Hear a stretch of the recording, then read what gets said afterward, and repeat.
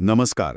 आज आपण एका अशा विषयावर बोलणार आहोत जो आपल्याला थेट विश्वाच्या सुरुवातीला घेऊन जाईल. आणि तिथून थेट मंगळावरच्या मानवी वस्तीच्या स्वप्नांपर्यंत आणेल. हो, म्हणजे आपल्याकडे जी माहिती आहे त्यानुसार आपण सुमारे 14 अब्ज वर्षांचा एक प्रचंड मोठा प्रवास करणार आहोत. काही मिनिटात.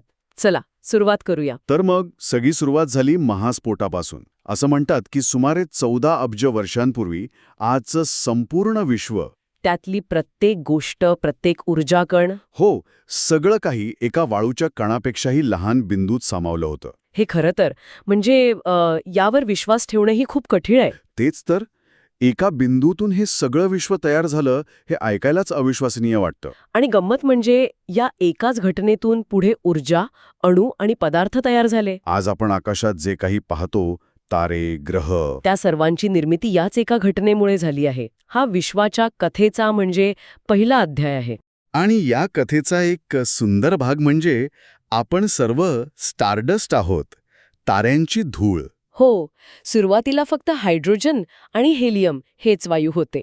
आणि त्यातून पहिले तारे जन्माला आले. अगदी बरोबर. आणि जेव्हा हे तारे त्यांच्या आयुष्याच्या शेवटी सुपरनोवा म्हणून फुटले, एक प्रचंड स्फोट होऊन तेव्हा त्यांच्या केंद्रात तयार झालेले लोह, कार्बन आणि ऑक्सिजन सारखे जड घटक अवकाशात पसरले. म्हणजे आपल्या रक्तातील लोह आणि हाडांमधलं कॅल्शियम, हे सगळं अब्जावधी वर्षांपूर्वीच्या मृत ताऱ्यांचे अवशेष आहेत. हे आपल्याला थेट विश्वाशी जोडतं, आहे की नाही? कमाल आहे. म्हणजे विश्वाचा इतिहास हा आपलाही इतिहास आहे. मग आपली सूर्यमाला, आपली पृथ्वी ही कशी तयार झाली? सुमारे 4.5 अब्ज वर्षांपूर्वी वायू आणि धुळीच्या एका प्रचंड मोठ्या ढगातून आपला सूर्य जन्माला आला. अच्छा.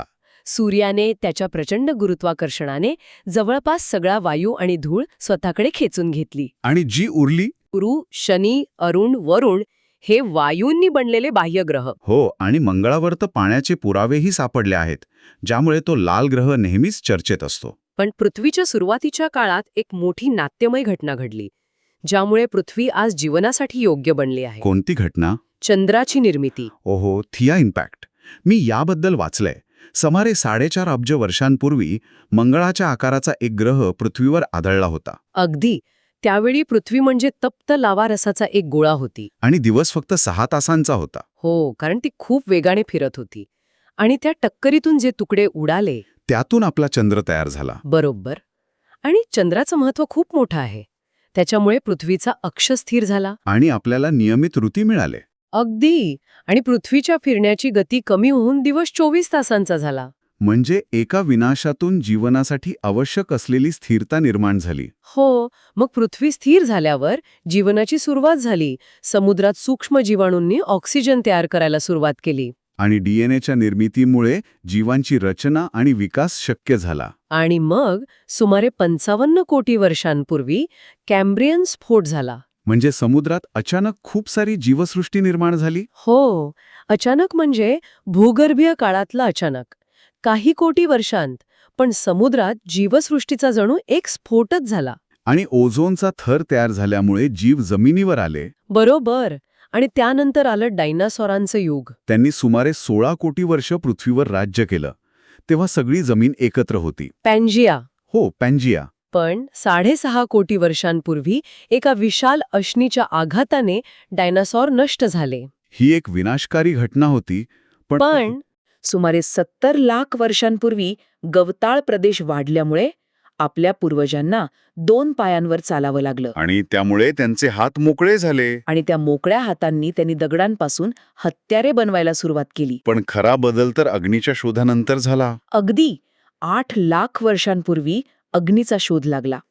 शिजवलेल्या अन्नामुळे मेंदूचा विकास झाला. आणि भाषेमुळे ज्ञानाची देवाणघेवाण सुरू झाली.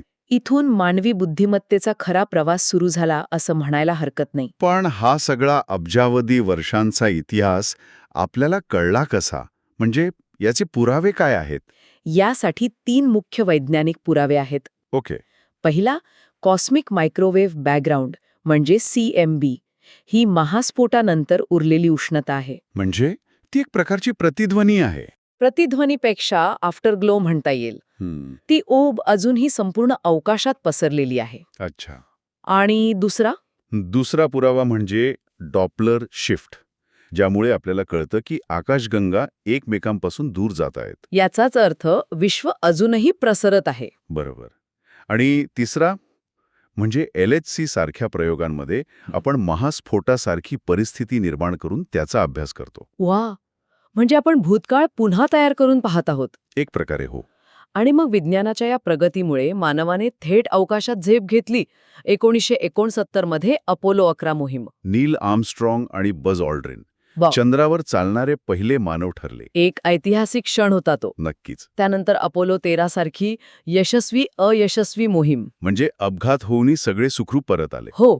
मग पुन्हा वापरता येणारी स्पेस शटल आली, आंतरराष्ट्रीय अंतराळ स्थानकाची उभारणी झाली. आणि आता तर खासगी अंतराळ पर्यटनही सुरू झाले. हो. स्पेसएक्स आणि व्हर्जिन गॅलेक्टिक्स सारख्या कंपन्या लोकांना अवकाशात नेत आहेत. आणि आता आपलं पुढचं लक्ष आहे मंगळ. बरोबर.